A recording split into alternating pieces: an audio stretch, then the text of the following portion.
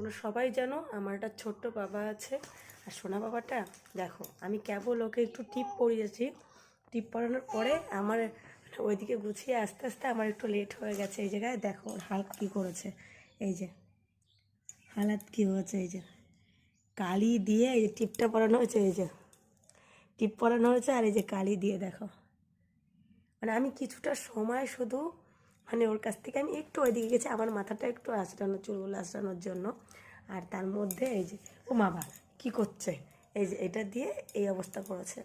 আগে আমি গলার চেন পরতাম, কানে সোনার কানের পরতাম, এখন কানেও আমি সোনার কানের পরি না। আর দেখো আমারও কালি দিয়ে কী হয়ে যাচ্ছে।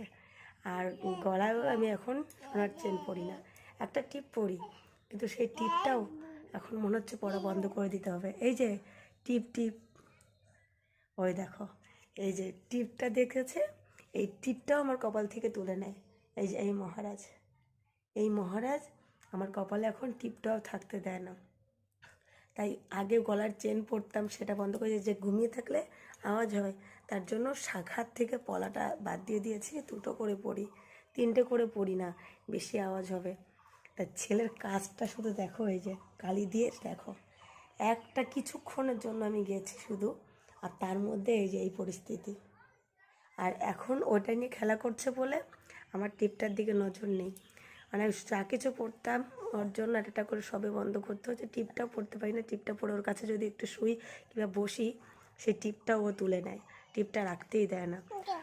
অনেক বাচ্চাকেই দেখেছি এই টিপগুলো তুলে নিতে। ওরা কেন যে এরকম টিপগুলো তুলে ফেলা পছন্দ করে, তোমাদের যদি জানা থাকে কমেন্ট করে কিন্তু নিশ্চয়ই জানাবে।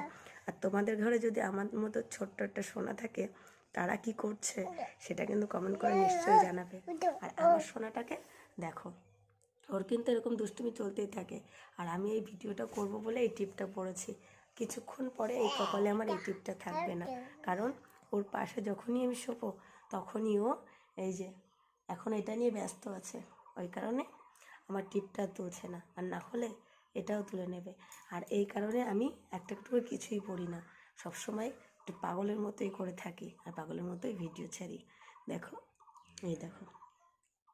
চলো টাটা। তোমাদের ঘরে যদি কেমন থাকে তাহলে কমেন্ট করে নিশ্চয়ই জানাবে। আর ভিডিওটা ভালো লাগলে আমার শোনার জন্য লাইক কমেন্ট করতে ভুলো না। দেখো ওই দেখো কালি দিয়ে কত সুন্দর ভূত হচ্ছে। এইগুলো আমার এখন এই ভিডিওটা অফ করে আমার এগুলো পরিষ্কার করতে হবে টিস্যু দিয়ে। আর না হলে সারা বাড়ি ও তো ভূত হবেই, সাথে আমাকেও ভূত করে ছাড়বে। আর তার কারণে ওকে আগে ফ্রেশ করে নিই, তারপরে আবার দেখা হবে। চলো টাটা। ভিডিওটা ভালো লাগলে লাইক